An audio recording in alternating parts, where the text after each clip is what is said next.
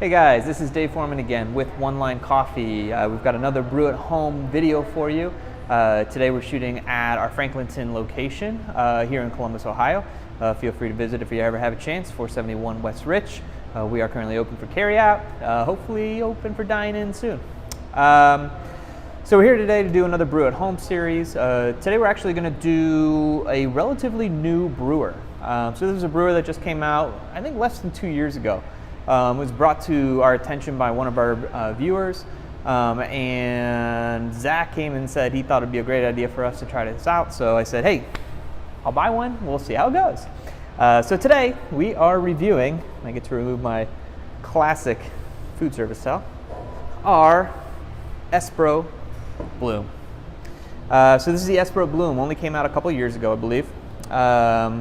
I had not used this before it was brought to my attention. I really had no knowledge of it, and I was when I saw it, I was a little skeptical. But honestly, I think there's a lot of really cool things about this brewer that I like, and I'm really excited to share them with you today. So in a lot of ways, this brewer is kind of somewhere in the middle of a V60 and a Kalita Wave. So what does it share with the V60? Well, it's got a high flow rate. It's got the thing about the V60 that we always like is it's got this very large hole in the middle, and really it's just the grounds that are providing resistance to flow. So that can be both a positive and a negative in some ways. How is it similar to a Kalita Wave? Well, like a Kalita Wave, this is actually a flat bottom brewer. Unlike a Kalita Wave has three small holes at the bottom to allow flow. Those holes are actually small enough that they do provide a resistance to flow. So the grounds aren't just providing that flow resistance. With the Espro, we actually have over 1,500 tiny little laser drilled holes in the bottom of this, and they actually spread throughout the entire base of the brewer. So that actually allows us to have a much higher flow rate, but it still allows us to use a flat bottom brewer. So what do you get in the box when you open up one of these things? Well, you get this stainless steel brewer. You get this kind of silicone ring on the outside, which is there to protect your hands from getting burned when it is actually useful, because it does get quite hot. And then you get a pack of these filters, which are a little bit of a pain in the butt to get apart, but I suppose that's a small price to pay. So what are the specs on this brewer? How do we use it? And honestly, that's kind of where this gets a little bit exciting. This brewer is actually really flexible. And in fact, it's so flexible that I think it makes it a really good choice in two basic situations. Situation number one is home brewing. Why? I think that you have the ability to actually produce a really good coffee using a relatively coarse grind, which is going to be perfect for a home grinder that maybe isn't costing you several $1,000s. When is it good for commercial? Well, for commercial, when you do have a grinder like an EK43 that's going to produce, a small amount of fines, it's going to allow us to grind very fine and actually have a very short extraction time. So we're actually going to be able to produce a cup of coffee in 1:45, 2 minutes, which is much faster than a V60 or a Kalita Wave, but we're still going to get that full extraction yield, that 20% number that we're aiming for in the shop. And so that's kind of what I like about this brewer, is it's super flexible, and I'm going to kind of show you both methods of actually brewing over on our bar. So let's head on over. All right, guys, let's go ahead and get brewing. So like I said, we're going to do two brews here. The first one is going to be a little bit more geared towards your commercial environment where you're just trying to make a fast pour over. And really you want to have a really high quality grinder in order to do this. Namely because since our extraction time is going to be relatively short, we're aiming for around 210 to 215. Our grind's going to have to be relatively fine. And in order to have a coffee that tastes good, you really need to have a great grinder. So first thing we're going to do, grab a filter. As I said before, this is probably the hardest part of this whole process, is getting these filters apart. So you want to take the one off the bottom, not the one off the top. Kind of work your way around, and there we go. You want to make sure that the filter does maintain its shape. I think we're good there. First thing I'm going to do is go ahead and pre-wet my filter.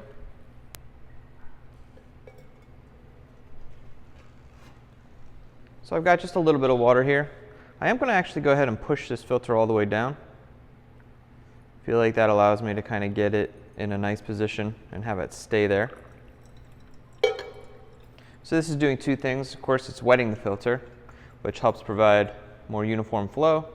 It's also preheating my brewer, which is going to give us a slightly better temperature. So I've got two grounds of different grinds of the same coffee. Today we're brewing with our Ethiopia Kosageshe. It's a single farm Ethiopian that we've been buying for 6 years now. Full natural coffee, just really nice, lots of bubblegum notes, stone fruit, just really, really sweet coffee.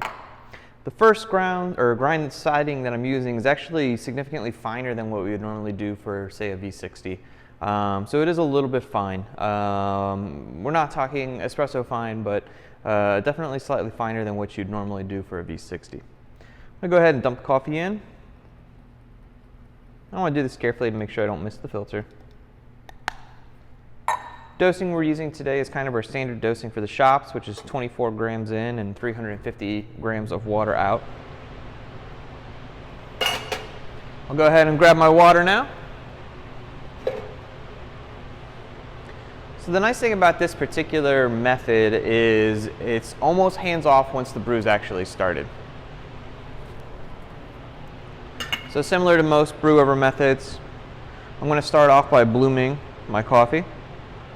So I'm going to add just enough water to saturate the grounds, probably about 30 to 35 grams. I'm going to give it a good stir just to make sure that everything is well saturated. I don't have any dry pockets in there. And wait about 30 seconds. So at the end of 30 seconds, I'm actually just going to pour all of the rest of my water in there. Now I'm not going to be able to go as fast as I might normally like to, because I don't want to overflow my filter. I'm going to add at a decent pace. My goal would probably be to get all of the water in there by about 1 minute or so into the extraction.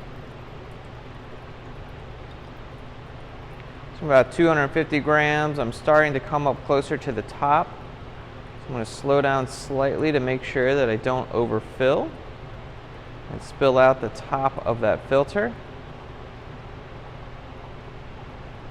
And I am at 350 mils. So it took about 1 minute and 10 seconds to get that full amount of water in here. But the nice thing about this method is now I'm done. I can walk away. So in terms of simplicity, in terms of repeatability, this particular method is really, really good. Again, I'd like it for a commercial setting. I like it when you have a really great grinder available to you. It's easy to make a cup of coffee for a customer that's really consistent, that doesn't take more than minute and a half worth of work, and that the customer doesn't have to wait more than about 2 minutes and 15 seconds for it. So all good things all around. It's one of the reasons why I really do like this brewer is this particular method works really well. So like I said, I'm looking for a total drip out time, somewhere around 210 to 215. A lot of it's just going to depend upon the coffee. Looks like this one's going to hit right at 210, which is perfect. Yeah, 210, right on the nose. Now, I do want to check my grind setting. Woo. In order to do that, I'm going to measure how much coffee I actually got out of this brew. So I'm going to decant into another vessel.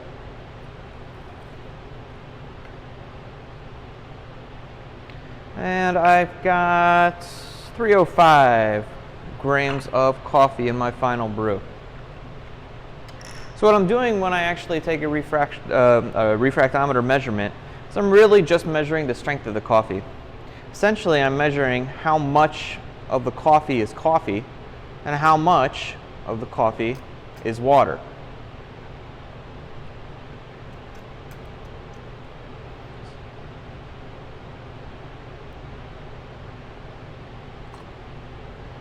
So it's a pretty simple calculation.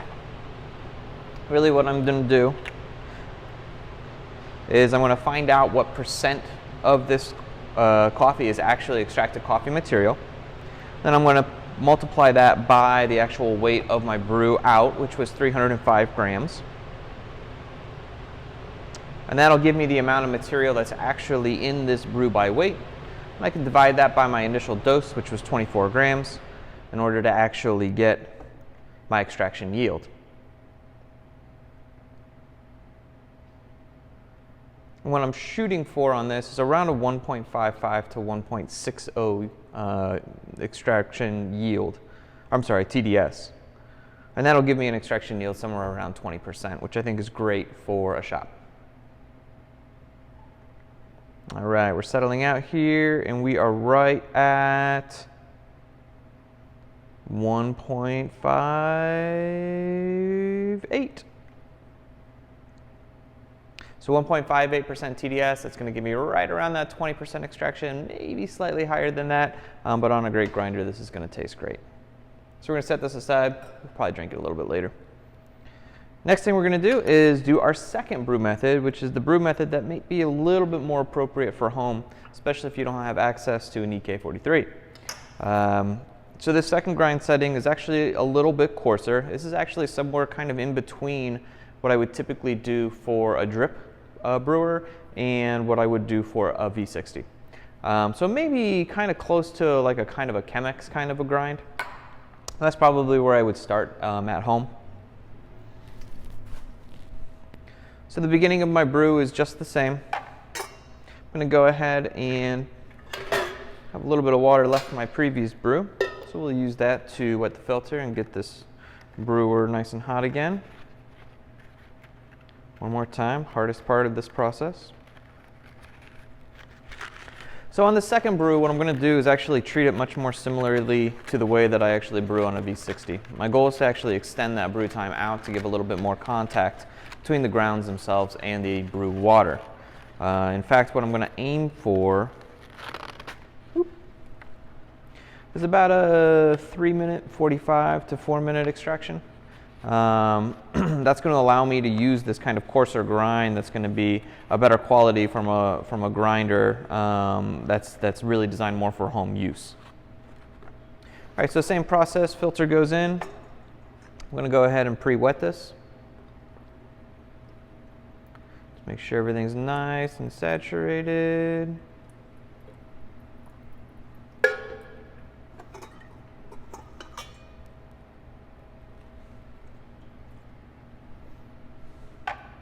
And same as I did before, I'm going to go ahead and dump my coffee in. Careful that I get it all in the filter.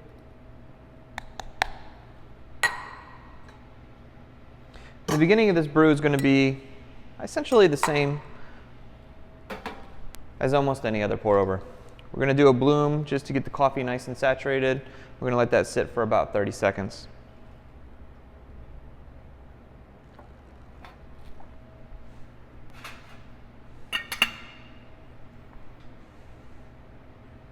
All right, tear out my scale, reset my timer, and away we go.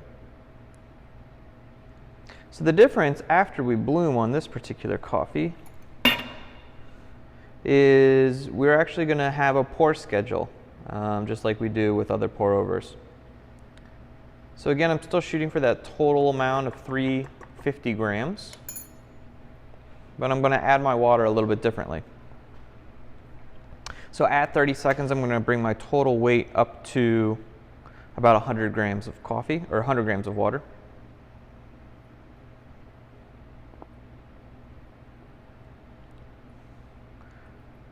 And then starting at 1 minute into the brew, I'm going to start making 50-gram additions until I actually get to my total, which is 350. My last addition is going to be 50 grams, but who's counting?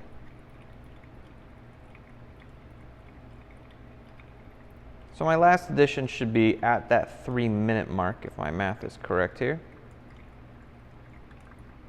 So at 1 minute, I'm going up to 150 grams.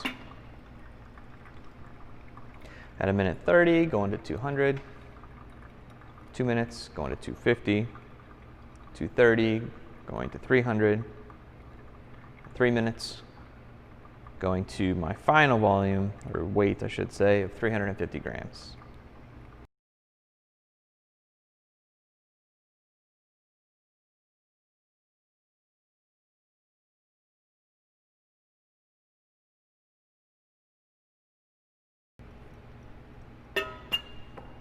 All right, just did my final pour. I'm up to 352 grams. And waiting for this guy to finally drain out.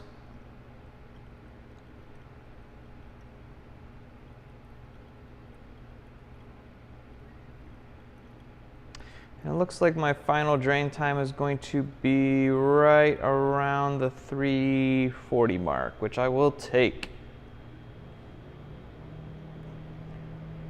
So we're going to do the same thing. We're going to take an extraction measure on this just to make sure that my grind setting is correct.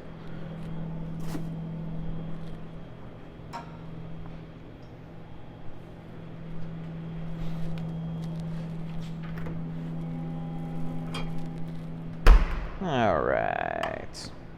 Had to find another pitcher there.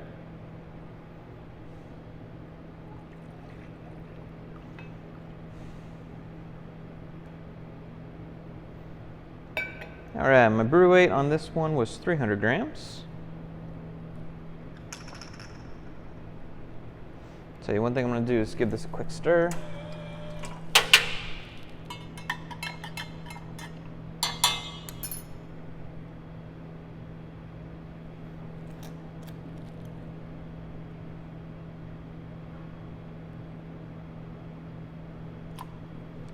And let's take this measurement.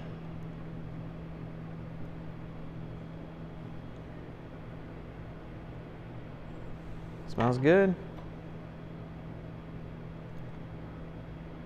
Looks like we're going to be pretty spot on this one as well. Ooh, this one might actually be a little bit high.